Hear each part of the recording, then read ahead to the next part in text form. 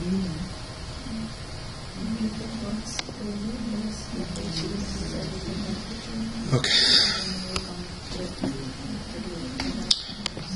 I can do something here.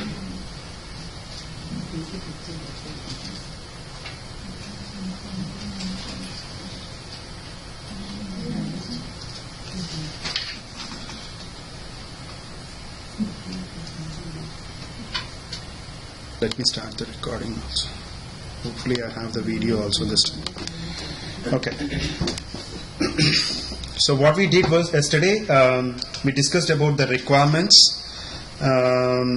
We discussed about the how to create a test plan. Under that test plan, how do we create tests and how do we establish linking between a requirement and a test, right? And we did it from. This one I did one practice and test. Yeah, that's okay. I will go to that patch 192. So this is the folder that we created, and what we did was like we created a test under that one, test plan, and under that we created a test for it, right? Registration, login, and logout. Those are the 3 tests that we created, and what we did was we established a linking between a tests and the requirements, and that is called as traceability matrix. That's what we did it yesterday. Just making sure the recording is going on. Okay. So we did the linking from the test plan and also from the requirements. How do we establish a link between a requirements and test plan from the requirements tab and from the test plan tab, right? Clear, right? Any questions over there? We'll continue from yesterday's class where we have left at. Okay. No questions. So clear, right? Okay. Now let's go into the test plan. Now, yeah, I've established a link between these 2 laptops, so the recording is happening on this machine, so hopefully it should be there. Okay, where are we? Sorry guys. Okay, we created the test plan now. Now let's go ahead. Let's assume that everyone has created their own test plans, and now we want to go ahead and execute it during our actual testing. When do we execute? When does the QA testing happens? After the development. After the walkthrough. No, like the actual testing. After everything is moved to the test environment, yes. After all the codes have been. So what is build is moved by the configuration management team. Right. So what is the phase that we kick off the QA testing? What is the entry criteria to do the QA testing?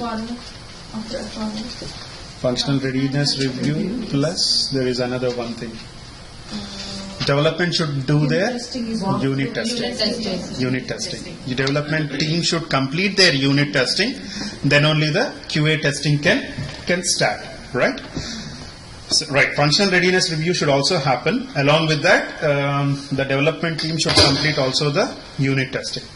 So let's assume that we have done the unit testing and the development team has completed that unit testing. Functional readiness review has done.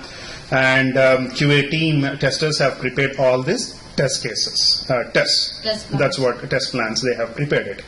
Now, after the unit testing, the QA team has decided to go ahead and test this particular application in the QA environment. Now, how do we do that one? How do we do that one? So, what we have to do is we have to go into the test lab. We have to go into the test lab. So, click on the test lab. Once we click on the test lab, again here we will see the default folder as a root. This is a default folder. There are some different folders are created by different people. So click on the root folder, click on the root folder, and again there is an option called as a create folder. Okay, so click on the new folder here. Now here what I will do is I'll create it as a batch 182 1 batch 182. What I would say, let's assume that we will take some few assumptions here. The Facebook application right now it is available, but let's assume that that application is not available. It is the first time that it is going to the public, or it is going to the users outside. So it is the first initial phase of your application development that has happened. So what I would do is batch 182. I will say like phase 1, something like that, phase 1. Okay, it's the first launch of the application. So when the Facebook was initially developed around few years back, so we want to, before going into the users community, they want to test it. So that's the phase 1 I will just create it. So click on OK. Click on OK. Now when I do that one, so this is what I will get it. So what I will write it here in the description part is, in the description part, this is the first phase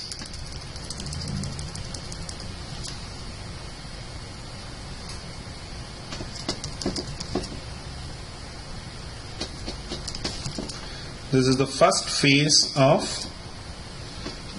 Facebook application before launching to the outside user community. Okay, so it's a phase 1, the initial phase. First of all, the initial phase that has to go to the user community. So I've created saying that this is the first phase. Until that time the Facebook was not available anywhere. So this is the first deployment of the Facebook application. So before going to the production, QA team has decided to test it. So that's what I have written here. Now go back and expand this one. So under this one, so batch 182, after that one there is a called as a new test set. New test set. First we have to create a folder and then we have to click on the new test set. So click on that new test set. Okay. Write it as a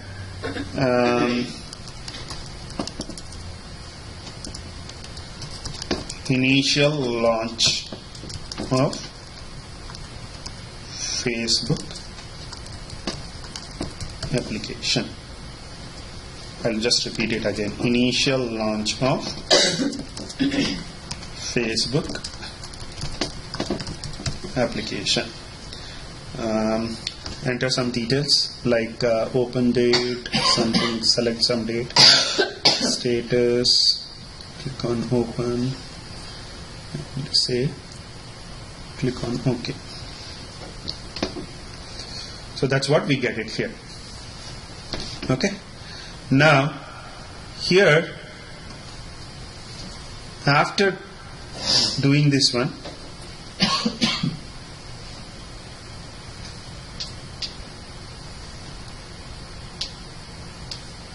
so go back, we have details under the details tab. Now click on the execution grid. This is very important, okay? Because by default when you get these details, if you see here, select test is grayed out. Okay, so what you have to do is click on the execution grid, click on the execution grid and click on the select test. Click on the select test. So as soon as you click on the select test, I would get the test plan tree now. Test plan tree. What is the test plan tree? Whatever the tests that are created on the test plan, those are the details that would come over here under the test plan tree. So expand it. Where are our test cases? Our test cases under batch 182. So select all of them. I want to run all these three tests. Okay, selected 3 of them and just bring over. Click on this arrow.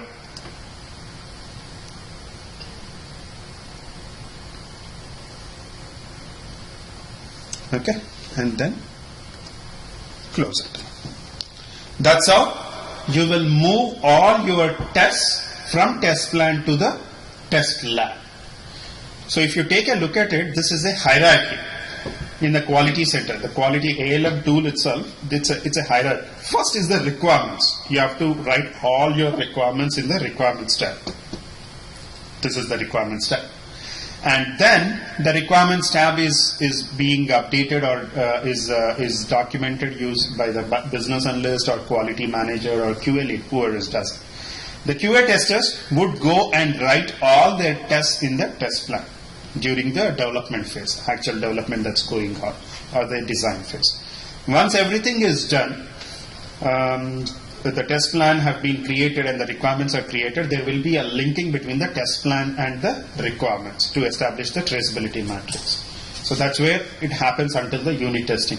After the unit testing is completed, we means the QA team has to execute this test on the real time against the application, right? To make sure that the application is working fine. How do we do that? We have to go into the test lab and then get all the tests that we have, the QA team has documented in the test plan, okay? And move it to this particular folder, okay? Now I have to execute all these tests. How do I execute all these test cases? So what I have to do is select the first one. I want to run the registration and click on run. Click on run. If you see under the run, it is run manually or continue manual run. So as soon as you click on the run, it will execute the run manually. What is continue manual run is? So I'll repeat it again. We have to click on the run. So when you click on the run, I'll close this one second.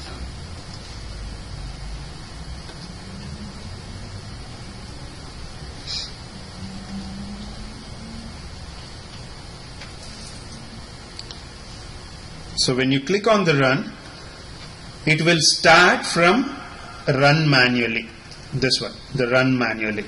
What is continue manual run is? Let's assume that a particular test has 100 odd test cases that we have discussed for the registration. On a particular day, QA tester might have executed only 30 or 40 tests under it, under the 30 or 40 design steps under that particular test. Remaining 60 he couldn't execute on that particular day. So he has to save whatever he has executed on that particular day. He will just keep it like 40 tests have been executed and he will save it there. When he comes back tomorrow morning, he has to execute from the 41st design step. So then he has to click on the continue manual run. Once you click on the continue manual run, it will execute it from the 41st step. If you click on the run manually, it again goes back from the step 1. So that's the difference between the run manually and continue manual run. If the test goes for, if the design steps are like lot of steps are there in that particular test, how do we continue those tests if it span across for multiple days? That's the difference between the run manually and continue manual run. Clear? So what I'll do is I've selected that test and I'll click on the run. When I click on the run, by default it takes run manually. Okay, that's the first option that will take it. So click on the run manual.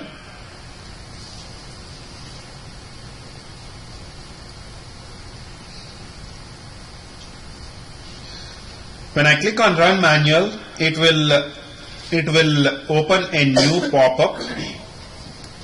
It will open a new pop-up for us, new window.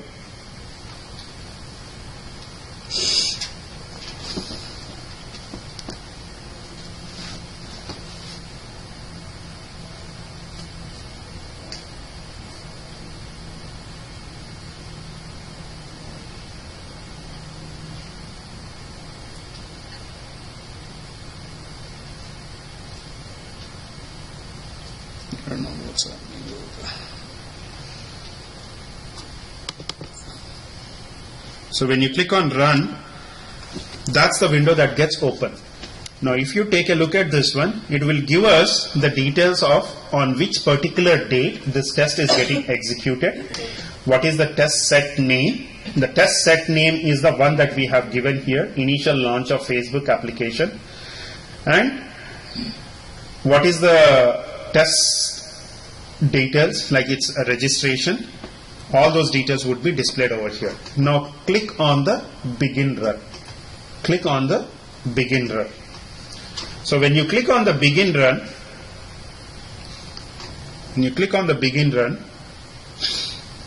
it will open the first design step for us.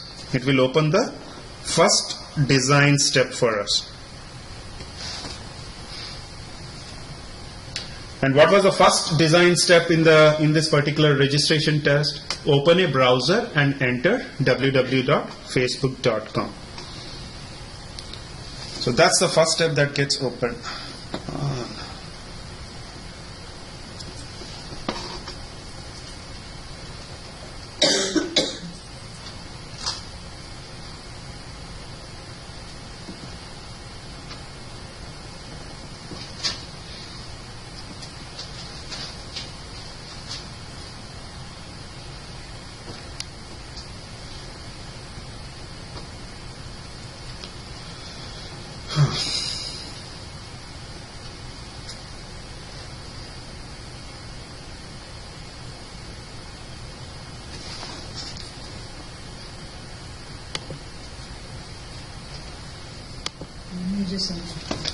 So let's assume that the Facebook is coming up properly on this machine. Okay, I'll just close it. So you have to do that one. Step one, like open a browser, enter www.facebook.com. You have to open a browser, type, enter it, and make sure that the home page is coming up. So we'll say that home page of Facebook application got displayed. That's how you have to record your result, the actual result that you have executed. It has to match with the expected result. Okay, and you have to mark it as a pass. See, there is a pass over here for that step. So everything should be done manually. So that's the first step. You have updated the status to pass because we got the home page of the Facebook application got displayed. Then we have to go to the next step. What is the next step? On the sign up page, enter only characters for first name. So when you go and look into the first name, how do we get? We get like home page. Let me show it over here for a few minutes. So if I'm entering Facebook.com, so my page got displayed here, and here this is the step where I have said, like, what was the step? On the sign up page, enter only characters for first name. So on the first name, enter only characters for the first name. Something like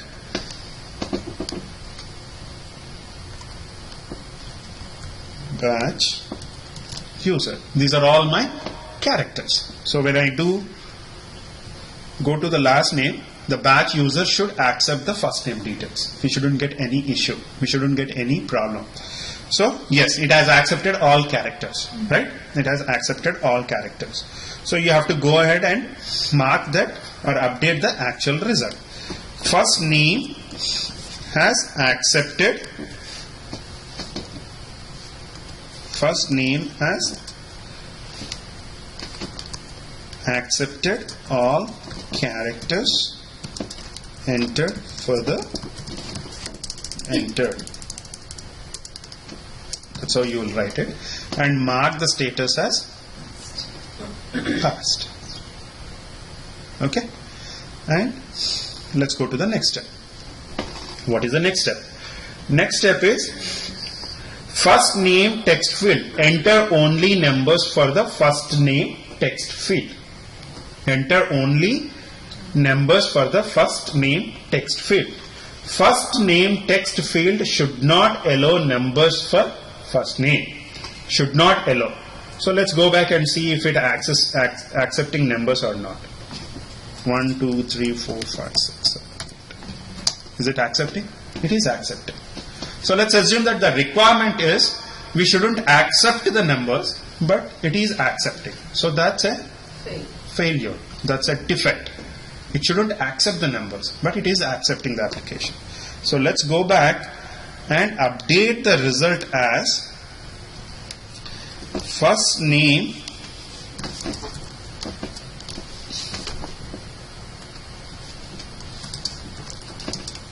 is accepting the numbers. Now here update it as a failed. It's not passed now. Okay. As soon as it is failed, you can create a defect right away here. You can create a defect right away here. How do you do that one? See, there is an option here, new defect. There is an option here, new defect. So for this step, the first name is accepting the numbers. We found an issue, so we have created a defect for this particular test, which is registration test, right? Under the registration test, one of the steps is to enter the numbers for first name text field, and the expected result is the application should not accept the numbers, but the application is accepting it. According to the requirements, it should not accept it, but it is accepting. So it is failed from our requirement perspective. I'll go ahead and create a defect right away here. So click on new defect. So it will open a new window again for a defect details. Now if you take a look at here, just for a second, take a look at this description.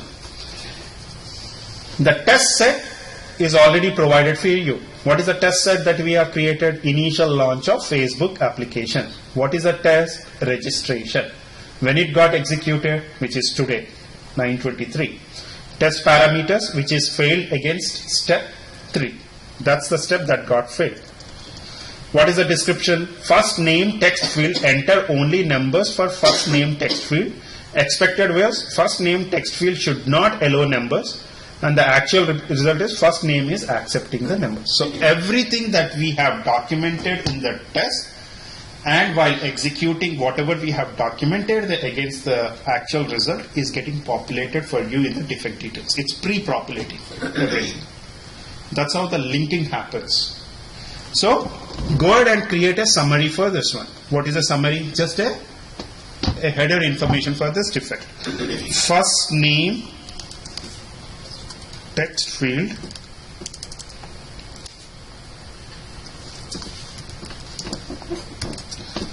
first name text field allowing numbers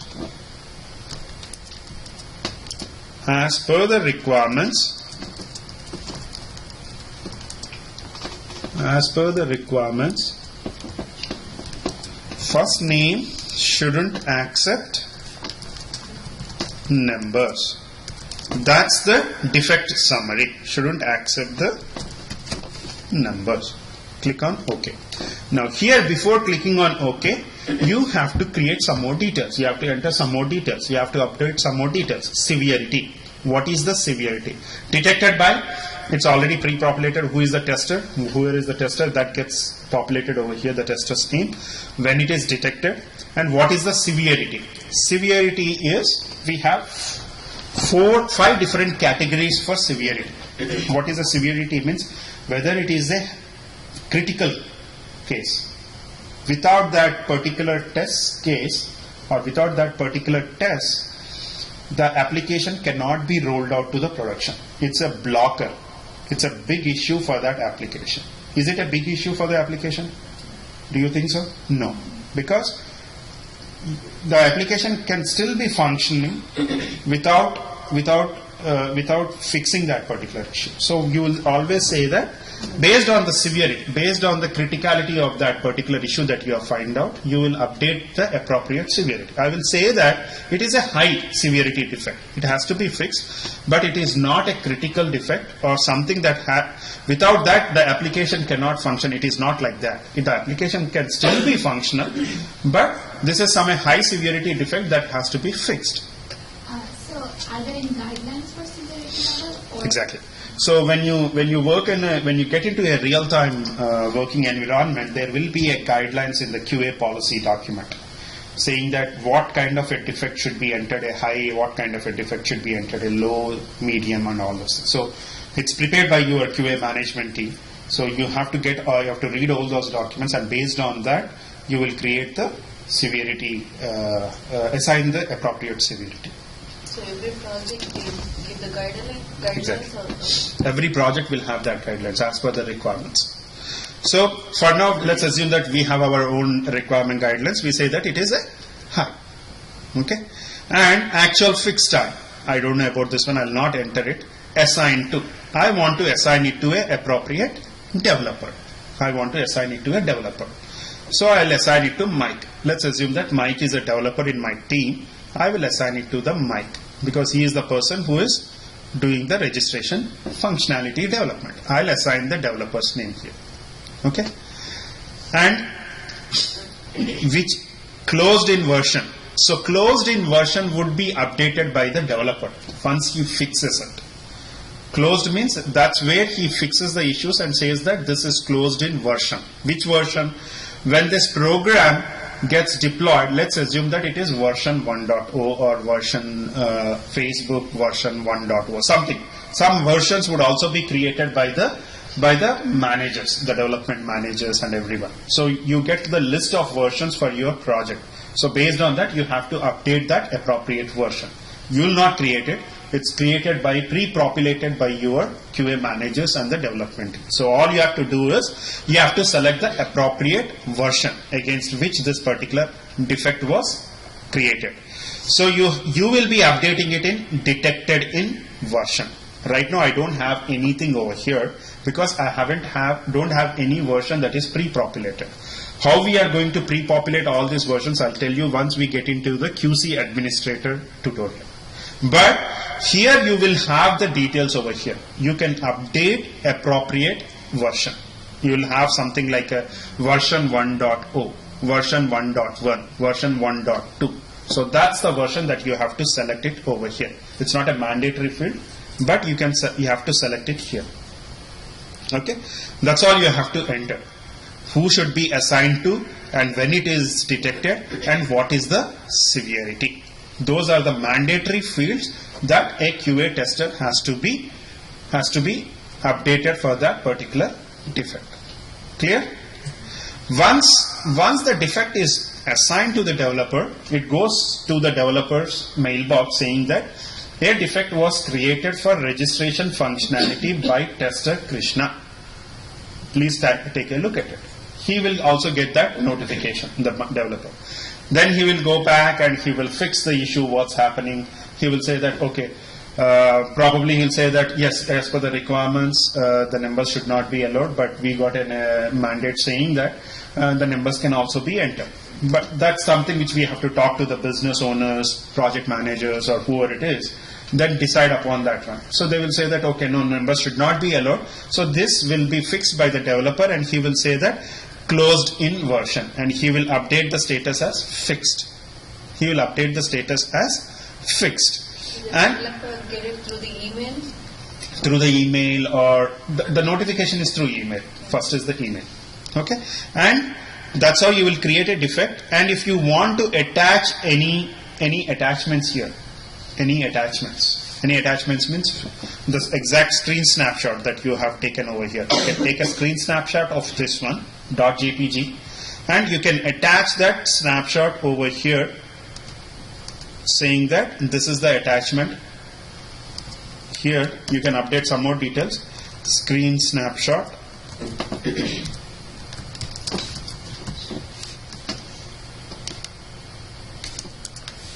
Screen snapshot.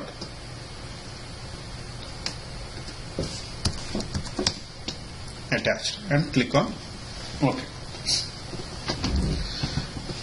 So that's how a defect would be created for that particular step. So while executing, you are running the actual testing, and at the same time you are creating the defect also. Now go back to the next step. Okay, click on this next step.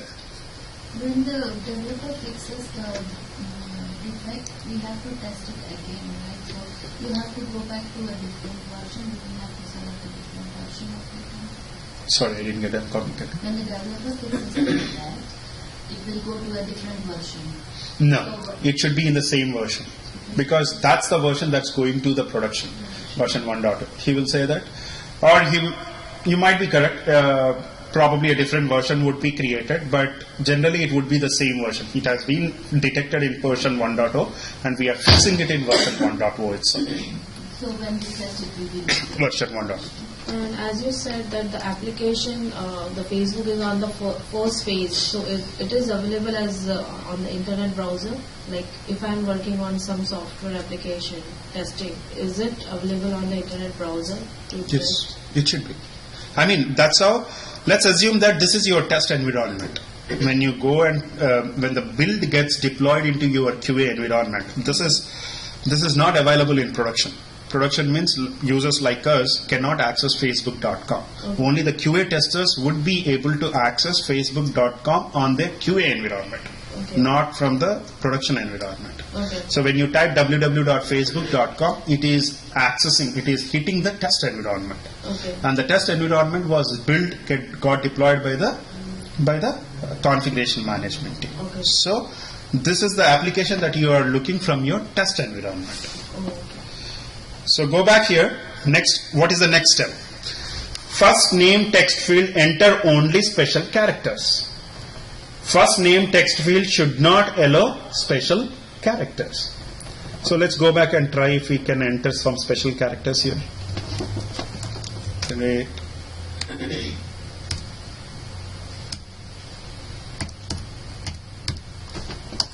It is accepted. So again, it is a issue for us according to the requirement. I'm just going on an assumption basis over this one. This is not the actual requirement for the Facebook. People will kick us out. They're saying that why are you getting all these stupid defects and all those things. So I'm just giving a rough example over here. Okay. So first name text field should not allow special characters. So I will say that first name is accepting the special characters. So it is again a defect for us. Here, instead of, you can select pass or fail from this drop down, or there is another option, you can select it as a fail here by clicking on this option. There are two options available for you. You can select the pass or fail from the drop down, or you can select this failed here from this option. So when you do that one, step 4 is failed now again. Now again for this one I want to create a defect. So go back and click on the new defect.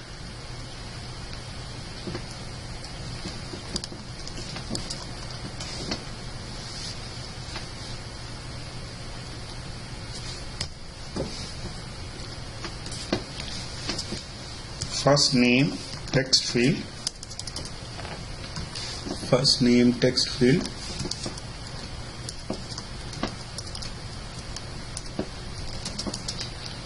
Special characters.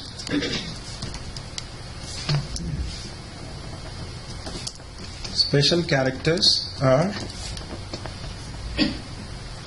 characters are allowed as per requirements.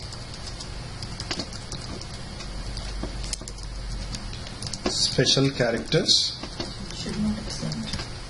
should not be allowed or should not accept.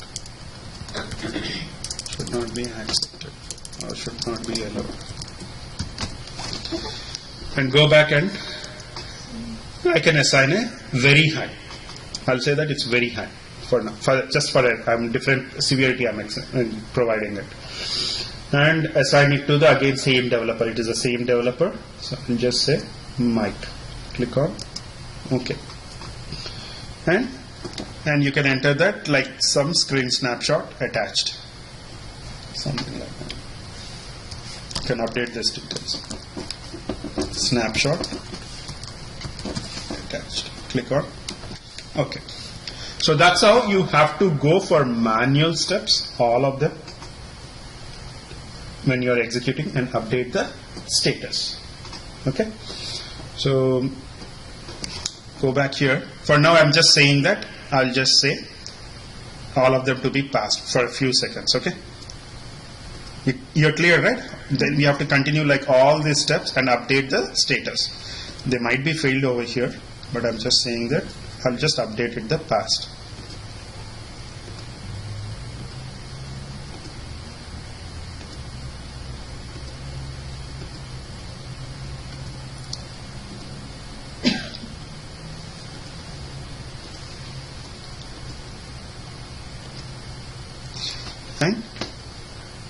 Once you are done with execution of all the steps, click on the end run.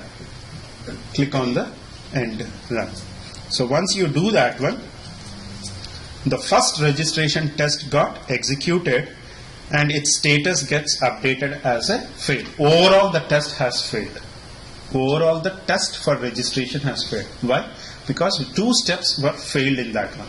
Out of 14 steps or 15 steps, 2 steps were failed and remaining 12 steps are passed. But since those 2 steps are failed, overall the test for the registration, the status get updated as a failed. That's the overall one. Clear?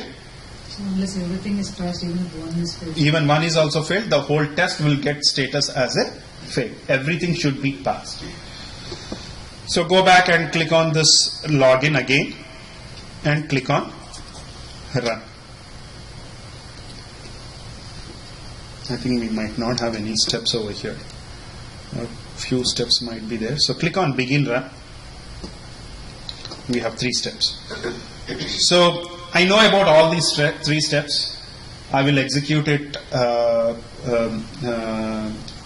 I'm aware of all those 3 steps, what should be done. So I'll go ahead and execute it on the application, on the browser, and opening all this one. And if everything works fine, they will not do one by step. After you get some good experience on that particular application, like me, if I've been working on this application for more than 7 years, I know about this particular test, what it gets executed, what are the different test cases that are written. So I know about all those 3 or 10 steps. I'll execute it one by one on the browser and make sure that everything is perfectly fine, because I know what should be the expected result and everything, and if it works fine. After I have executed it, what I'll do is I'll just come over here and I'll say pass all. Instead of updating step one by one, I would say that I will execute on the browser all those 3 steps, make sure that everything is working fine, and I'll just come over here and update the status as pass all. When I do that one, all the 3 steps would get updated as a passed. But don't do that in an initial basis, because if your QM manager comes and look at it, why are you doing all this thing? You should be opening your browser and the quality center, do step by step and make sure that it's working fine. But I'm just saying that how the experienced people, if they have good experience on the applications, and how do they do it? They will go ahead and execute all those 10 steps, make sure that everything is working fine. From a recording, from a versioning, or from your what do we say? It's from a management perspective, you have to update the status as a passed or a failed. You'll just come over here and select the pass all, or you'll come over here fail all, whatever it is.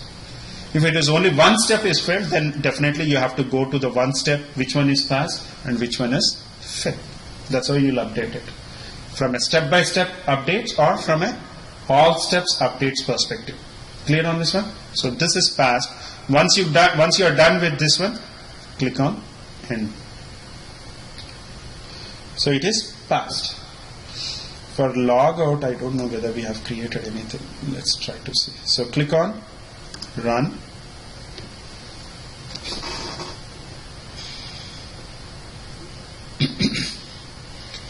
Begin run. I don't have any steps, so let me add one step. So when I add one step here, there are no steps here, right, for login. So open a browser.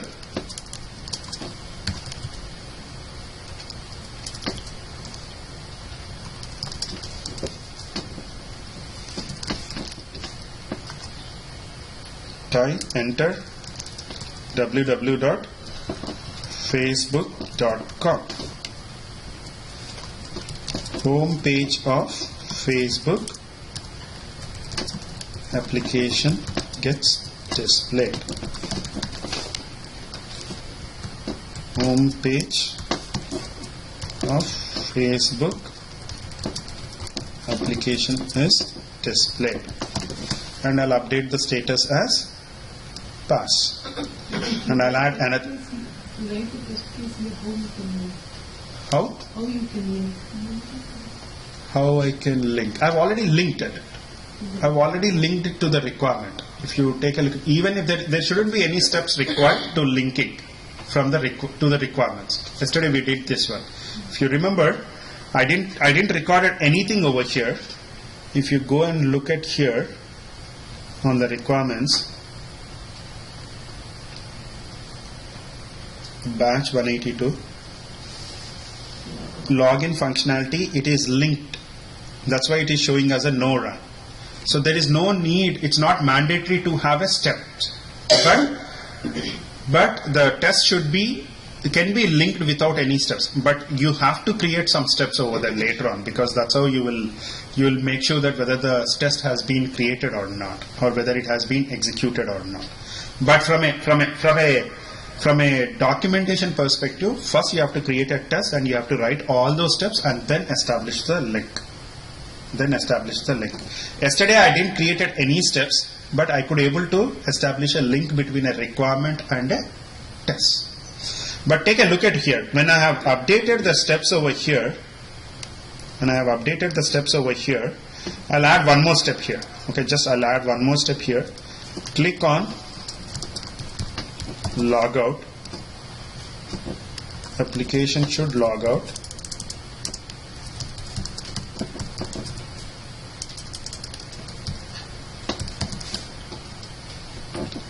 Application got logged out,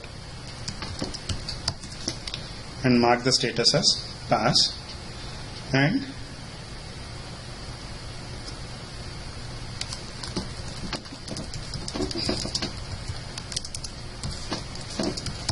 got logged out, and enter. See, do you want to save the changes into test planning also? Because when we created yesterday in the test plan, for logout, we didn't create any steps. Now these are the steps I'm writing it in the TestLab. Right? I'm writing these steps while executing it in the TestLab. So when I have written all these steps, before ending it, what it is saying that whether you want to update these steps in the test plan also. Right? In this test plan. In this test plan, the logout was not having any steps, if you remember for the first time when we bought it. So it is asking whatever the steps that you have written right now, should it be updated in the test plan also? I would say yes. When I do that work, you must see the changes cannot be applied to the original test. You must first check out the test. Do you want to check out test? Because it was checked in. You have to do a checkout. I would say yes. Updating the test steps. Click on OK. So that's how it gets created. Okay. Why I'm mentioning, don't get confused. Why I'm mentioning here is from an execution perspective, from a standards perspective, there should be a requirement, and the QA testers should write all their tests in the test plan, and then they have to come and execute it in the test lab. No one should come and write their test cases in the test lab first and then get it updated in the test plan. It will never happen like that. But just in case, some of the steps while writing it in the test plan during your development stage, some of the steps you might have missed. Let's assume that it had got missed during your documenting the test steps or the design steps, and also it got missed during your review with your QA manager, product owners, whoever it is. But while executions, you figured out that there are some more test cases that I didn't cover. And that can be found only during let's assume that you have found them during the test execution process. At that time, you will add a step or you will modify a step. While writing one of the steps, you might have thought that something got changed and you have put in some expected result, but that expected result is not correct. Probably some grammatical mistakes or something you got it, and you are updating while doing the test execution procedure. So like that, you can do it during the test execution procedure. When you do that one, like modification of an existing step or adding a new step, it will prompt us whether you want to update it in the test plan or not. So that's what I have done it for you people in this one.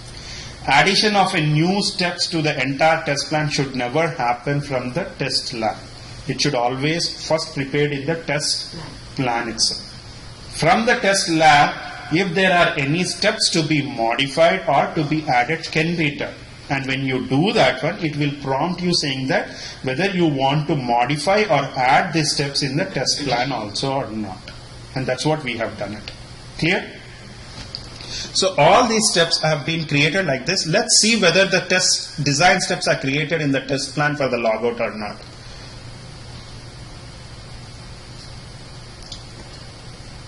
Logout, first of all, it is checked out, right? We checked it out from the test execution procedure. And let's take a look at the design steps. See, the two steps. Initially it was not there. Now it is there, since we have updated. Now come back over here. Always do the check-in. Always do the check-in. So updating the test step. For example, during the test execution procedure for registration functionality, you have written like 100 odd test cases. You figured out that there are some more test cases that I have missed during my test documentation, like the minimum and maximum values. I didn't got those tests documented. Now during the execution, you found out that okay, I have to test those cases also. So you will go ahead and add those steps. So when you add those steps in the test execution test lab, those tests should also be updated in the test plan. Clear about this one? How this updates happens between the test plan and test execution. Once you record all these things, go back and look at the requirements. Yesterday it was no run, right? Yesterday when we have linked it, the status was no run. Now if you take a look at this one, it is failed for the registration.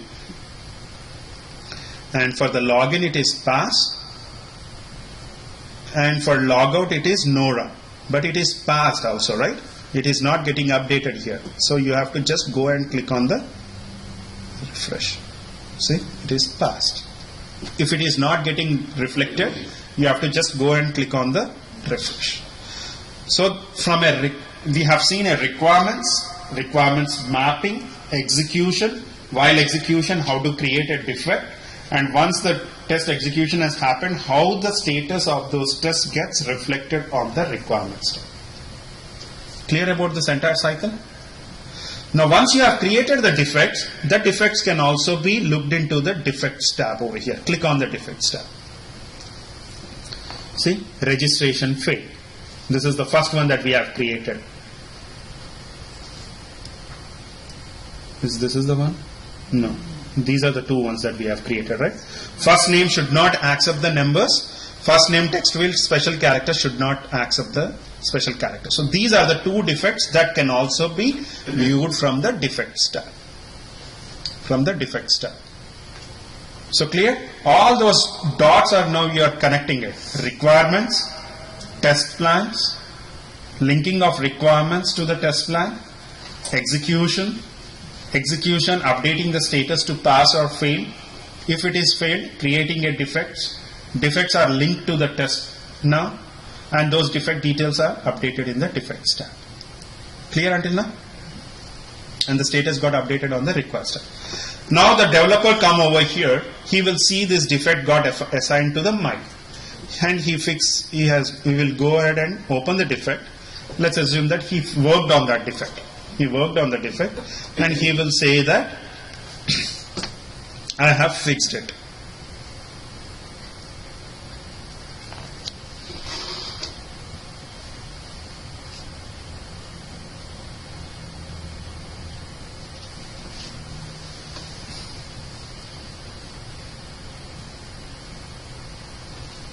So when you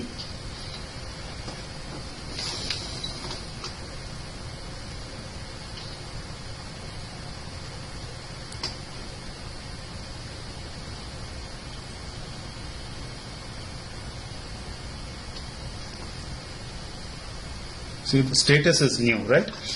So go back here and he will say that it is fixed, and he will mention something saying that actual fixed time. There is a fixed date also. No, something. Let's assume that he has Here the dates are not coming up. Let's assume that he has fixed it, and he will say that he will provide some comment saying that the defect got fixed. QA team, please test this defect when QA environment gets updated with the build that gets deployed on November 30th, 2010. That's how he will mention something. The issue got fixed. This defect will get deployed to your QA environment on November 30th, so you can verify this defect whether it is working fine or not after November 30th. So that's how you will go ahead and update this defect as okay. So the status was new when we have created. Now it gets updated to fixed. So again it comes back to the QA team. Again it comes back to the QA team. Now QA after November 30th, he will go ahead and verify whether this defect has been fixed or not. So he will go ahead, QA person would come over here, he will open the defect again, and he will update. If it has fixed, he will mark it as a closed. He will mark, the QA person would mark it as a closed. So it is first the QA person who has created the defect.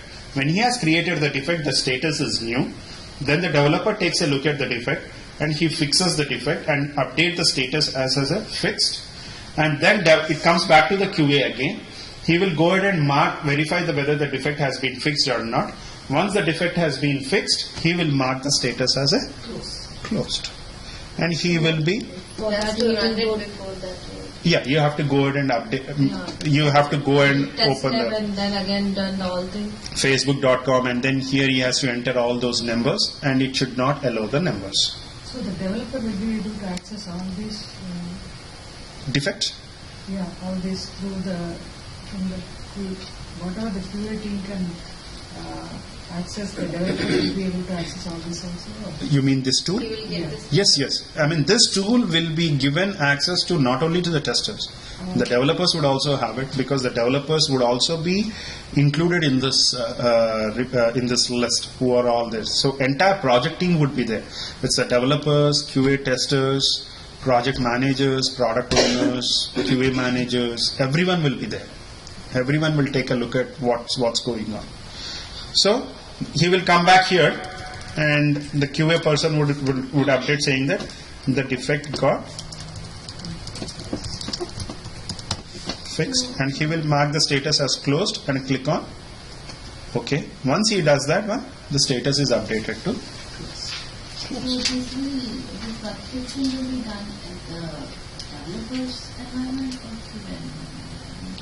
The developer would fix it in his development environment. He will test his unit testing in the development environment, and then he will push the code to the QA environment. He will push means he will say that the file got pushed to the version source control. Whenever the configuration management team updates the QA environment with this, whatever the build that I have got it, he'll say that this has to be deployed to the QA environment, then only you can go ahead and verify it. And that will happen by the configuration management team at a logical phase. You have to run all your test cases first. First the testing of your initial phase is done, then the QA environment would get updated with all the defect fixes. It's only one QA person has opened this defect. Let's assume that all of you are QA testers. 12 persons has opened. Let's assume that there are 300 odd defects have been created on entire Facebook application. So all those defects has to be fixed by the developer. And he will be fixing all those defects and verifying in his development environment. So all these defects that were created by those 12 QA testers has to go into the QA environment. So they have to decide a particular date when they can take this latest code to the QA environment. So they will fix a date saying that my initial first phase of QA testing would be completed on November 29th.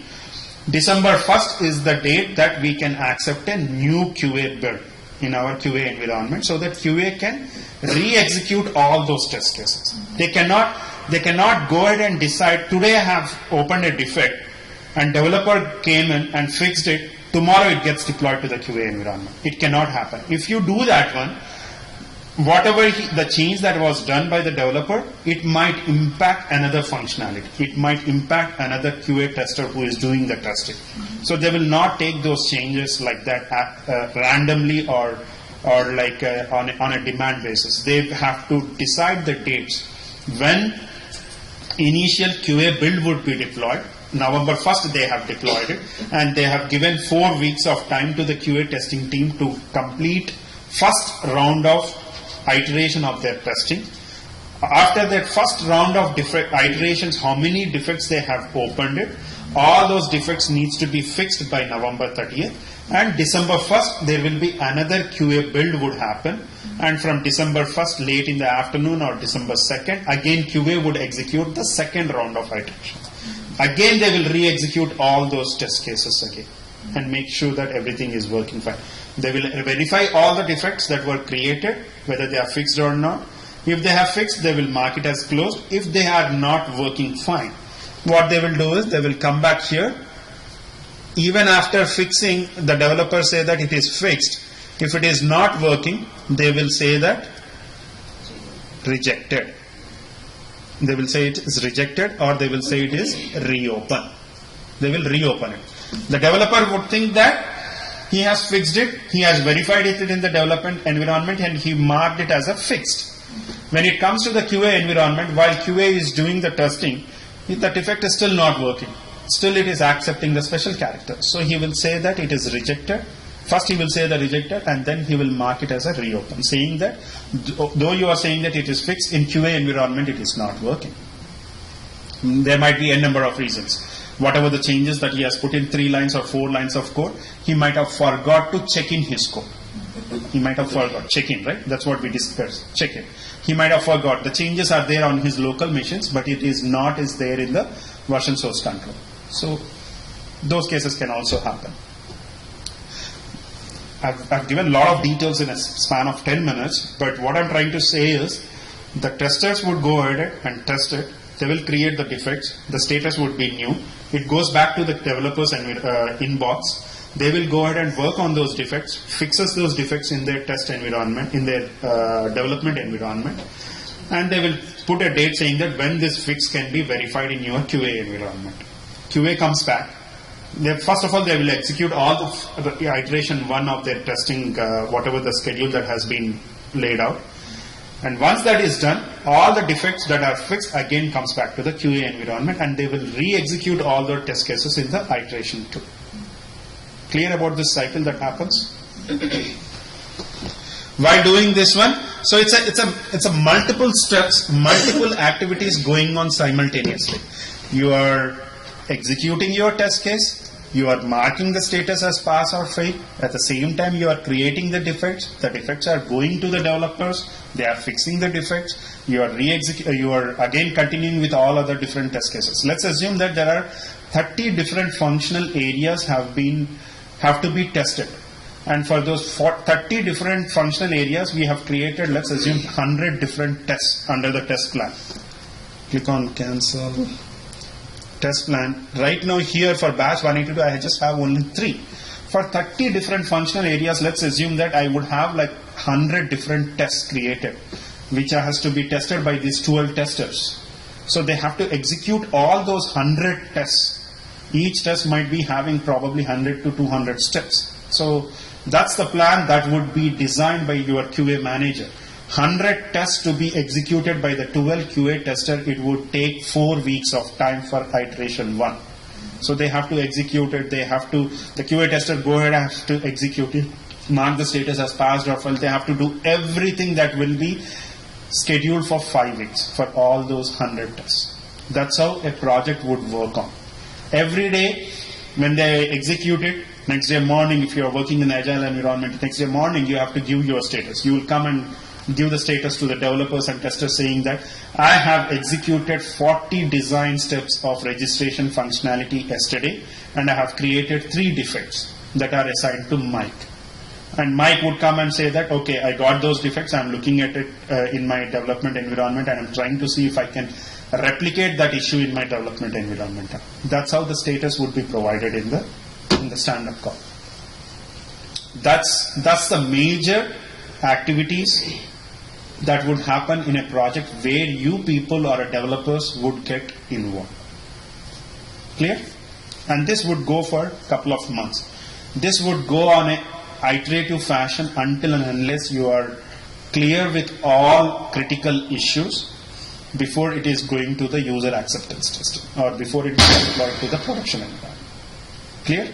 Even if he gets the mail and fixes the bug, he will have to wait to update it till the iteration 1 is completed. Iteration 1 is completed. The only reason is we cannot, if you open 5 defects, if this person has created another 10 defects, we cannot accept or we cannot provide you the 5 defects fixes next day itself because another 10 people are testing it. If whatever the developer has changed that code, if he has moved it to the QA environment, that would create a issue on other functional areas. It might. So that's what they will never do that.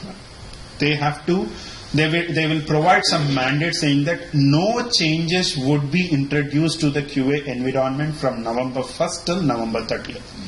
Whatever the build that we got it on November 1st, that's the build on which the QA team would be working on it for another 4 weeks.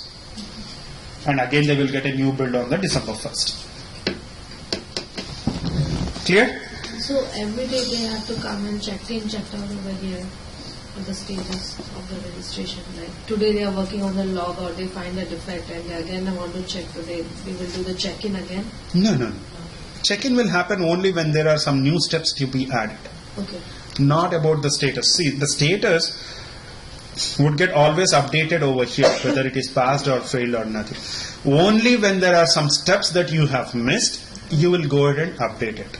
Then you will have to check in and check out. But generally, let's assume that you have documented all the test cases that are required and it has been reviewed thoroughly, so no test cases needs to be added during your test execution. There will be no question of check-in or check-out.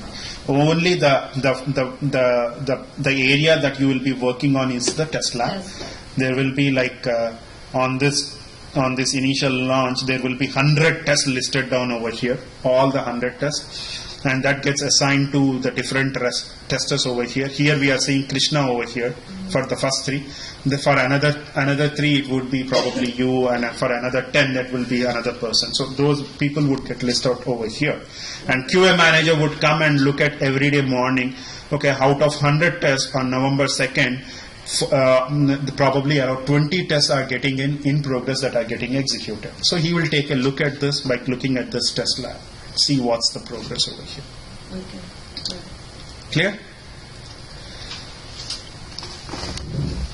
So that's how a typical requirements to test execution to a defect happens.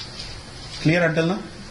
Let's assume that we have done with the initial launch of it. And the product got deployed to the user community on January 1st and everyone using the Facebook application. So we have done with all our testing and everything. Let's assume. After that one, team has decided, like Facebook application or whoever is the product owners or the people. Something happened?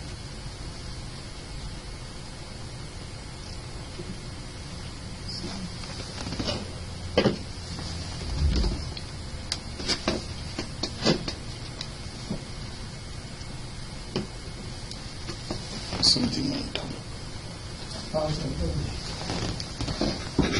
The power cord went down.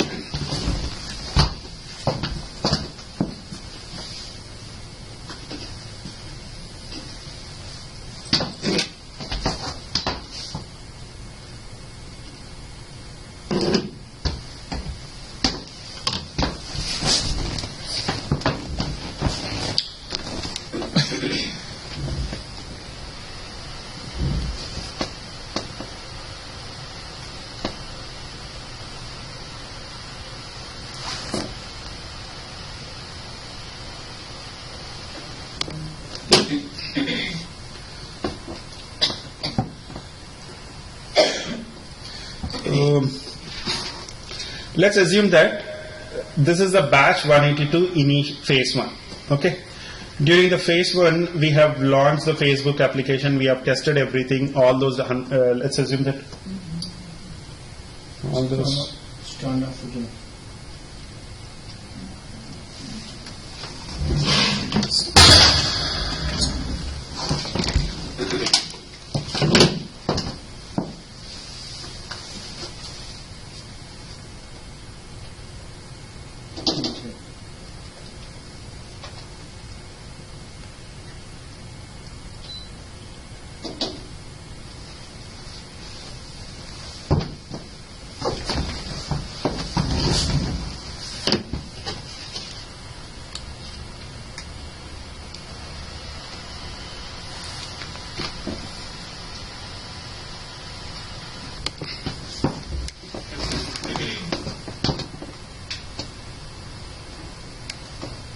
Okay, so this is the defect creation.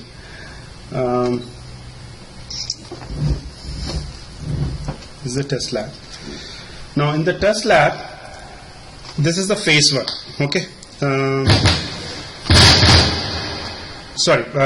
Iteration 1 got completed. Okay. Now you want to execute it for the iteration 2 from December 1st. So what you will do is, let's not go that we have gone into the January 1st, the launch of it, but December you got all the defects got fixed and you are ready to test it for the iteration 2. What you will do, you will come over here, since you have already recorded all your results that was done for the iteration 1, you have to execute it again for the iteration 2, right? So what you have to do is again create a test set. New test set. So when you create a new test set, you will say that Facebook launch iteration 2. Click on OK. So you will write some description saying that this test set is to execute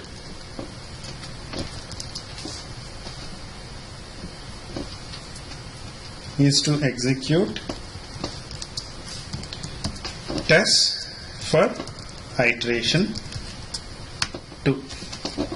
Click on OK.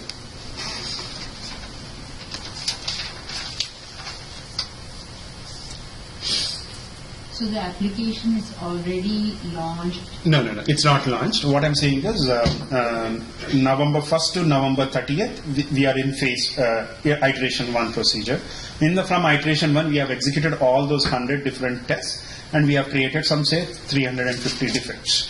All those defects needs to be verified in the iteration 2. So for iteration 2 means again you have to do the testing. Again for doing the testing means again we need to execute all our test cases. Tests that we have designed. So for that, again what you have to do is click another new test. You create a new test like saying that iteration 2, new test set. Then come back here, execution grid, again select the test. Again select the same steps, the same tests that were there in the test plan. So again we have to repeat all the steps. All the tests and all the steps in all those tests. Shouldn't we only do the defects? Because the new changes could make Exactly. The other. It depends, like what kind of, if it is a launch of a new application, it's totally a new product that coming to the user community. 350 defects is a big amount of issues that came out of your iteration 1. So the priority is, from a priority perspective, you have to verify all those 350 defects. So for those 350 defects, those defects are associated to a particular test. Let's assume that you have created 100 tests and 350 defects are associated to, say, probably 40 or 50 tests, right? 40 or 50, not 100 tests. So in your iteration 2, you have to select all those 40 tests, not all 100 tests, but only the 40 tests. And from the remaining 60, because you got a good amount of changes into your QA environment, you have to re-execute some of your past tests also, making sure that the critical functionality is not broken. Critical functionality is not broken. So in your iteration 2, you might not be selecting all 100 tests. You might be selecting 40 tests for which all the defects are there, plus some another 20 tests which are very critical for this application. So in your iteration 2, you would have only 60 tests. So that's how the selection would happen. Which test needs to be executed, which test need not to be executed. It's a decision collectively taken by the entire team, making sure that which test is important, which test is not important. But coming back to the 40 tests for which the defects are associated, in my registration there are 14 steps. Only 2 steps got failed. Only 2 steps got failed, but there are 14 steps in that particular registration. And now I'm saying that I have to execute the registration. Does it mean that I have to execute all the 14 steps? Yes, you have to execute it, because we are really not sure what it might have broken the other areas. He might have fixed the first name text field, but it might have created some issue for the mobile number or for the last name. So you have to re-execute all those 14 steps that are there in the registration. That's why you have to include the registration test in your iteration 2. So for now, I have decided that I will take into consideration all those 3 tests that are there in my batch in 182 and come back over here.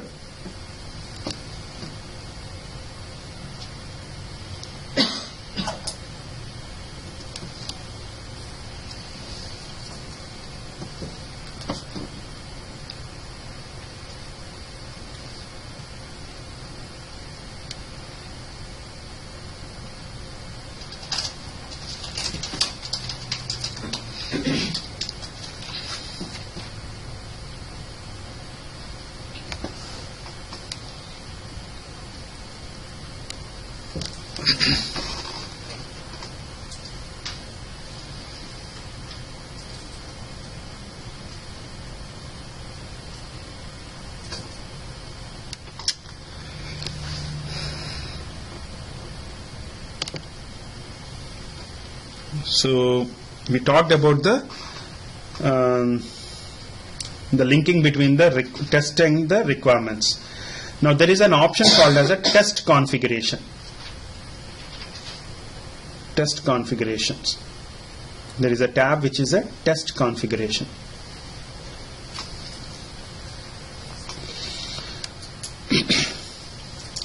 What is this one? Test configuration.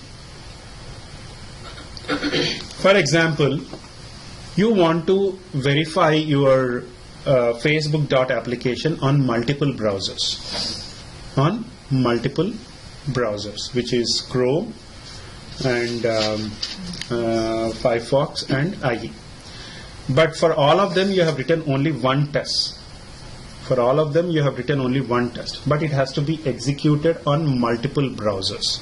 So how do you do that one? You have to execute it for IE first, then you have to execute it for Firefox, and then you have to execute it for Chrome. So what you will do is, you'll come over here, new test configuration. And is read only. Would you like to check out? I'll say yes. And I'll say that updating the test for browser compatibility.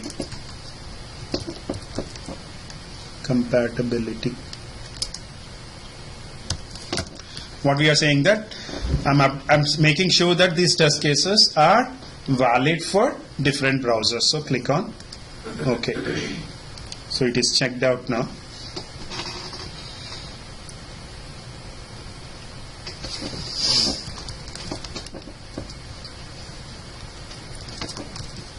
Test for IE browser. Click on OK. So there is a test for IE browser. I would just go ahead and delete this one for a second. I'll create another test configuration.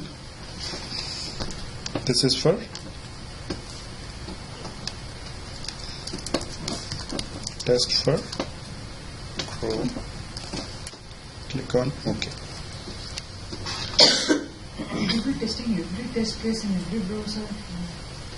I mean, if the requirement is the application should be certified for IE, Chrome, or Firefox, we have to test it on all three browsers. Every test case. Every test. The design steps are same. All 14 steps are same. I'm not writing again a test step for design step for a browser or for a Chrome. But what I'm all doing is these are all my test steps which are common across all different browsers. What I'm doing is I'm just coming over here, test configurations. I'm adding 3 different configurations. So add one more here. Okay. Test for. So I guess the test environment should change when you run these. The test environment would have 3 browsers. We have 3 browsers. Sorry, we don't have water. Are you okay? Yeah, I'm fine. Want some? So we have, I mean, the test environment would have, like, my laptop has 3 browsers over here. The Firefox is there, Chrome is there, and IE is there. What I've done is I've written all my design steps. I'm coming over to the test configuration tab and I'm creating 3 different configurations for test for IE, test for Chrome, test for Firefox. What I'll do is I just created like this and I'll come over here to the TestLab. Okay. I'll create a new test set under the batch 182 phase 1. New test set. I would say browser validation for Facebook. So until iteration 2, we did on IE the main actual testing and the defect verification, everything we completed on the iteration 2. And for iteration 3, now I'm saying that I want to test it for different browsers also. So Facebook, browser validations for Facebook, iteration 3. Browser compatibility,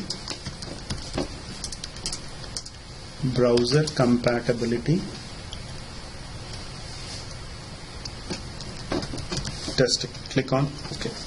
When I do that one, see select test. I'll again see the select test. What will happen? Just take a look at it. Select test. Go back to the batch 182.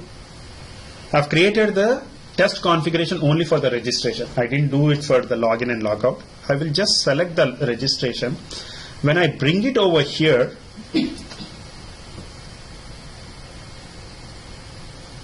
okay, I think they were checked out, I guess, right? So go back over here, check in, because I've changed the test configuration, right? So go back over here. Versions, check in, OK. Come back to the TestLab, select the registration, bring it over here. See how many of them are got created? I got 3 now. For the same registration, I'm getting 3 different entries. In the past, before this one, test configuration, when I have selected registration, I was getting only 1. Not clear? Yeah. Okay, I'll repeat it again.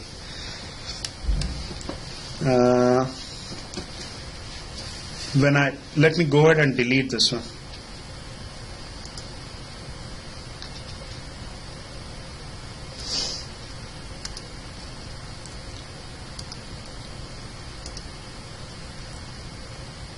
Go back to the test plan, test configurations. I'll delete this one.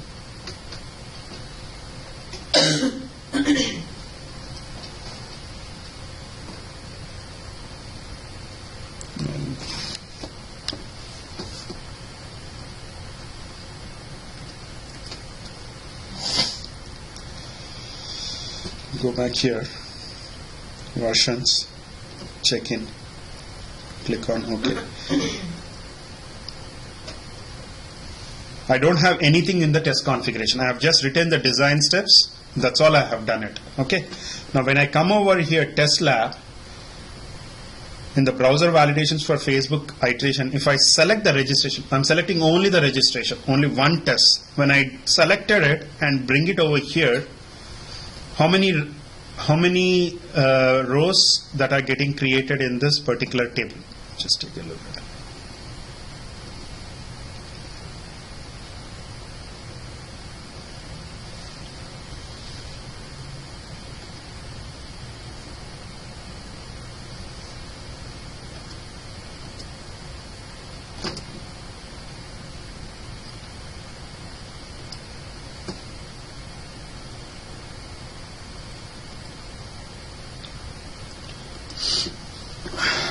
Select test.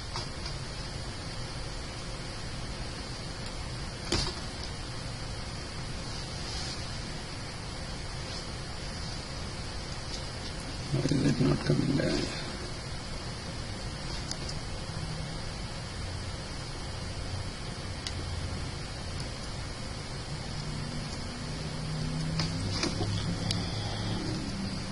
Do the log out once.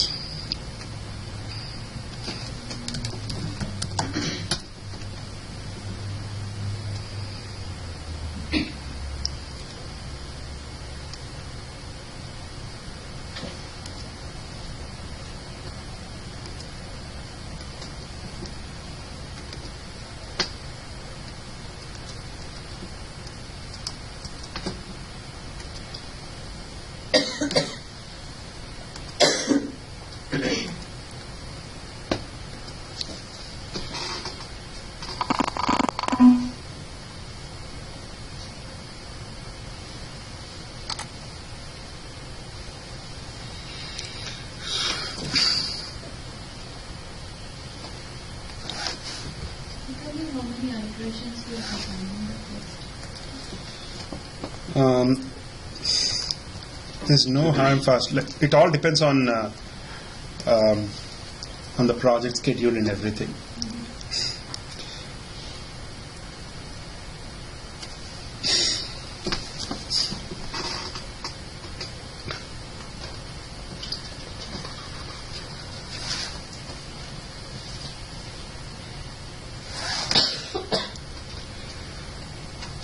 Browser validations for Facebook. Come over to the execution grid. Select test. Come back to the batch 182. Select registration. Bring it over here.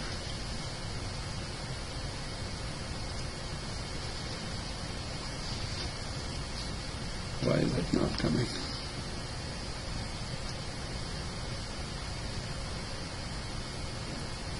Login is coming, but this is not coming.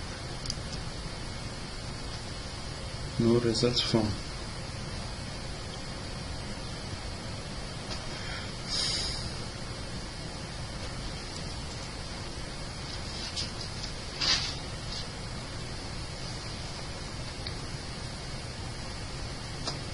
Just jumped it. Okay. Let me do one more time. Let me delete this one.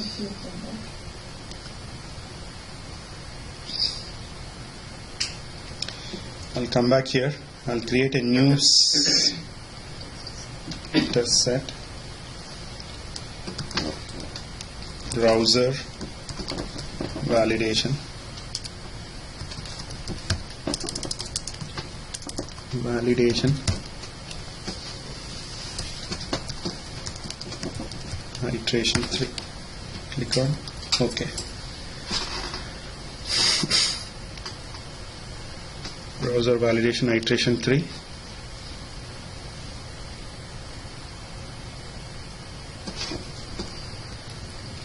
The execution grid. Select registration.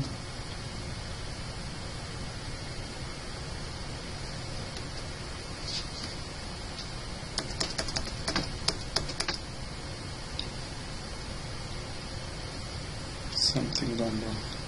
Okay, let's come back here. Test plan. What I want to try to say here in the test plan, let's forget about registration for a few minutes. Login. Do I have anything on the test configurations? Let's delete this one for a second.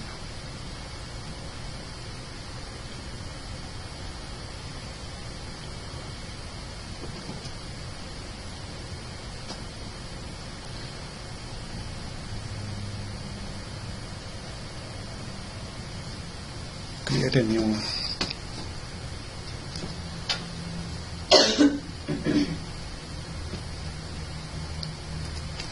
Let's check out. Create a new test configuration here. I will say that test for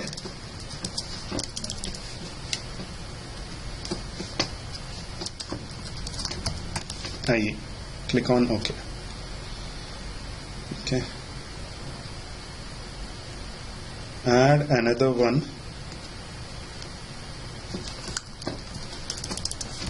Test for Firefox.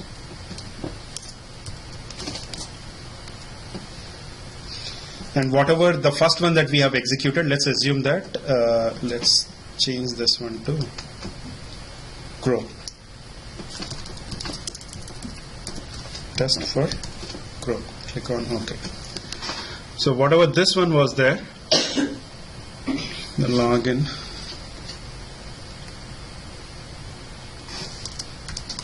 This is for I. Let's assume that this is for I. Okay. I have added another 2 configurations. Let me go back and check in over here.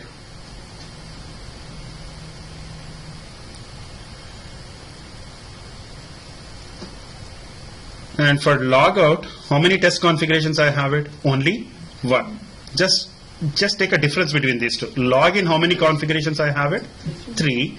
For logout, I have only 1. Okay, come back to the TestLab over here. First I'll add login, or first I'll add logout. When I add logout in this test set, see how many rows are getting created. How many rows are getting created? Only 1. That means it is against only one browser. Let's assume that it is IE. Now I'll select the login. If I do select that one and click on over here, how many of them are created now? 3. What it is saying that first you have to execute login for IE, then you have to execute it for Chrome, and then you have to execute it for the Firefox. So based on the configurations that you have created in the test plan, based on the configurations that you have created in the test plan, based on the number of configurations created on the test plans, that many number of instances would be created in the TestLab. That number of instances would be created on the TestLab. Why is it required? It is the same test, because if you take a look at this login, this is the same test that has to be executed for IE once, and it has to be executed for the Chrome, and it has to be executed for the Firefox. That's the importance of the test configurations. That's the importance of the test configurations. I'll repeat it again. Test configurations is typically if you want to repeat your design steps or test steps for multiple activities, like probably I want to run my test steps against different browsers, or if I want to run my test steps against different environment. Different environment means I have executed it for a QA environment. If I want to execute the same test steps for the pre-prod environment or user acceptance testing environment, I have to create a new configuration over here saying that login for production, login for user acceptance. When you create those instances in the test configurations, it will create same 2 instances in the TestLab part also. Why? Because you have to repeat your test executions for QA environment plus user acceptance environment. Clear about that one? So this particular test configurations was not available in the older versions of your QC. It is available in the new versions. What is the use of it? It provides the flexibility of running the same design steps based on the configurations that you are trying to do it. One such example is if you want to execute the same steps on multiple browsers, how do we do that? You have to just add one configuration over here and as many configurations that you add it over here, those many instances would be created in the test lab. Clear about this one? Okay.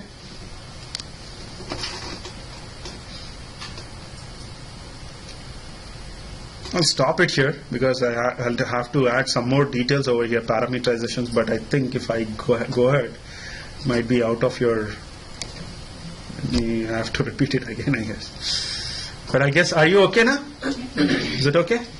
Okay, let's talk about parameterizations. Another important concept in QC is parameterizations. So once we are done with the parameterization, we are done with the maximum usage of your quality center. I will just repeat again what all we have done. We have done the requirements, we have done the test plan documentations, we have established a link between a test plan and a requirements, then we took over those tests into the test lab, executed them, marked the status as passed or failed. If it is failed, at that place itself we have created a defect, and when the defect is created, how the status would get reflected on the defects tab, and how those defects goes back to the developer, and how the status gets updated to fixed, and how it comes back to the QA to re-verify them, and how the status would get updated. That's one cycle. After that cycle is completed, if you want to re-execute all those test cases, you have to go back and create a new test set, bring in all the tests that you want to execute it again, and re-execute all those tests and mark the status passed or failed. Based on your passed or failed, that requirement will get updated whether it is covered or not covered. If it is covered, whether it is passed or failed in the requirements tab. Clear on this one entire thing? And then the test configurations part. Then another most important functionality that we want to talk about is the parameterization. So after we are done with this one, from a QA tester's perspective, QC, what all the different major functions that a QA tester would work, we will be done. The other areas that we would be covering is on the administration part, where if a person is acting like a QA admin, what all he would be doing, how he would be generating a report, how you would be creating multiple versions, multiple projects in QC. That's all we are going to talk about. Clear? Okay? Great. Thanks, guys. Go and practice. Don't miss out here. Otherwise, some details you might get forget, because we have a gap now, 10 days. So go back and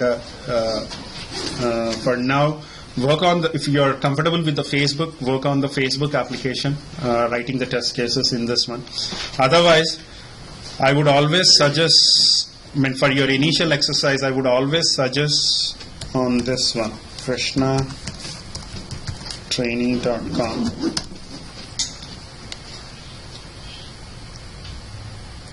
Register. Premium subscription, full access. Click on this one. Write the test cases for all these fields that are here. We have an email ID, password, confirm password, first name, last name, mobile number, location drop down, registration type, checkbox, security code. So how many fields are there? 1, 2, 3, 4, 5, 6, 7, 8, and click on submit. 9 fields are there. Write the test cases against all these fields.